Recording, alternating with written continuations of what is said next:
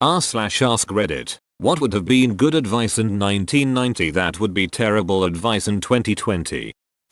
Be more like Bill Cosby and less like Eddie Murphy. Ice Cube will be dead or in jail while Bill Cosby will always be the family-friendly lovable actor/comedian. Just show up to the airport an hour before your flight. You'll make it in plenty of time. I watched Home Alone over Christmas and the entire McAllister family leaves the house 45 minutes before an international flight and makes it. We just watched the second one, where Kevin accidentally flies to NYC, and he bumps the lady holding all the boarding passes and they spill everywhere, and they're just like Nasport. Go right on ahead onto the plane without us even identifying you and your minor. It's okay. I used to know people back then who would enter a million different sweepstakes and constantly win free stuff. That was back when they were actual promotions and not just tricks to get your personal info into their database. Now anyone who knows anything about the internet should know better. That was my childhood during the 90s. I entered a bunch of sweepstakes broadcasted during Saturday morning cartoons. All I had to do was mail a letter with my name and address and pray that I would be selected. I never won the grand prize, but I didn't win several of the second or third prizes available. They included board games, toys and t-shirts. My favorite prize was my Game Boy Color. Now as an adult, I'm skeptical of these sweepstakes and would never willingly share my information. The one thing I found that is still legitimate and has not changed since the 90s is calling into radio stations. I've won tons of concert tickets by calling in. Snail mail in your resume to HR to apply for the job. Printing it on scented cardstock as an extra touch. For extra gumption, just walked into the office and asked to see the HR manager to hand in your resume personally. This actually worked for me just a couple years ago. I was working roofing and I am absolutely terrified of heights, so I was ready to do anything to get out. I drove by a park and saw a guy mowing grass, so I dropped in and asked if they were hiring. They said no but took my resume just in case. 2 days later I get a call asking if I could come in for an interview on Monday. I say no BC, I had my roofing job, so they ask if I could get there in an hour. So I wash the roofing tar off me and throw on my cleanest shirt. An hour later I am being interviewed for a park warden position I wasn't remotely qualified for, but their warden quit last minute and they happened to find my resume in a desk drawer. A week later they handed me the keys to a Dodge Charger to drive to the other side of the province for 3 weeks of training. It was the weirdest thing to happen to me that had the biggest impact on the direction my life was headed. A video rental store is a good investment. Yep, invest in Blockbuster. It would have been great advice in 1980. It probably wouldn't have been so good in 1990 as Blockbuster used predatory tactics to wipe out numerous independent stores and small chains during the following decade. Unless you were investing in Blockbuster, obviously. Put some of your savings into a CD, certificate of deposit. True 1988 story. One of my childless great aunts gave all of her great nieces and nephews $10,000 to put into our college funds. I put mine into a CD. That $10,000 made $88 a month. Not per year. Month. My teenage brain did the math and said if I can do that a few more times then I'm set for life. Now a $10,000 CD is at about 1.5% APY for 6 months and literally 0.02% for 12 months. You'd make $2 in a year. Even as late as 2007 rates were like 5%. Crazy to think about now. If you want to buy tobacco underage, say it's for your parents. They'll believe you and let you buy it. I used to buy liquor this way when I was 14. I had a lot of facial hair when I was 17.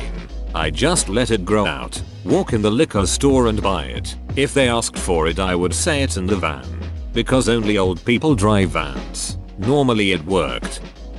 Pluck your eyebrows as thin as you can. You'll look so pretty.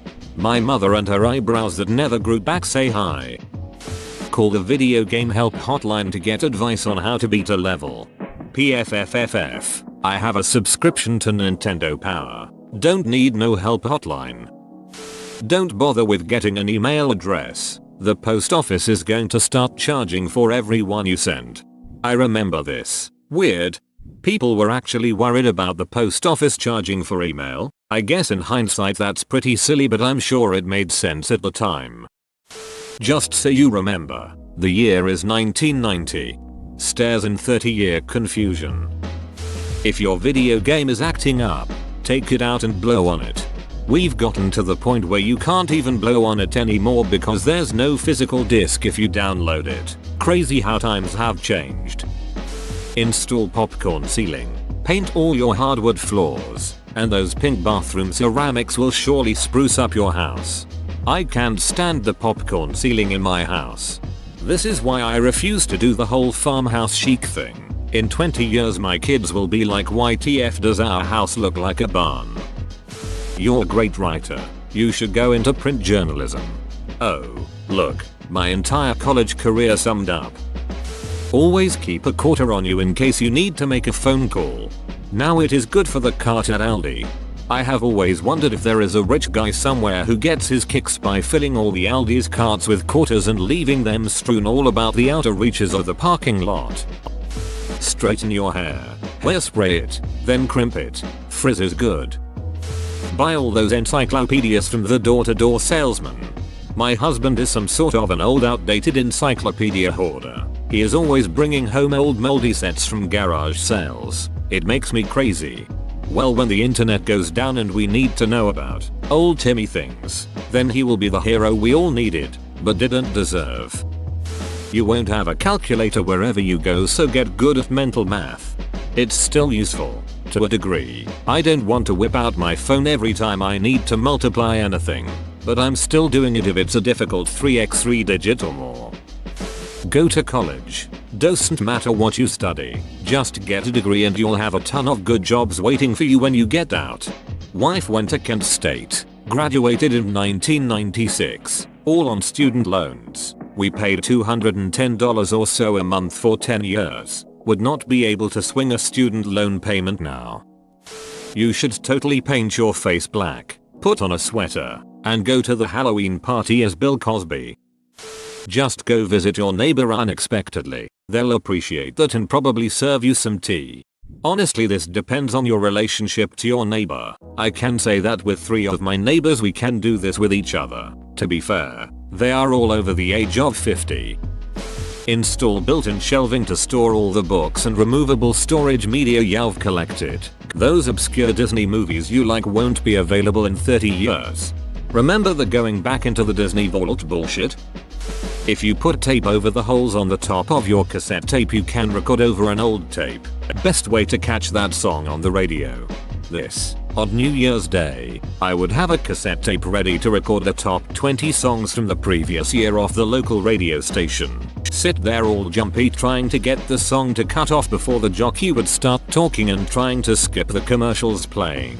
I wasn't moving from that spot for anything. Buy as much house as you can afford. I don't think we'll see the inflation in big home prices like in the past. Big home sales in my area have been stagnant in spite of the good economy. Don't get in strangers' cars. Hands down best way to meet new people. They're probably thinking of Uber/Lyft, but taxi services of all kinds have been around for quite a while.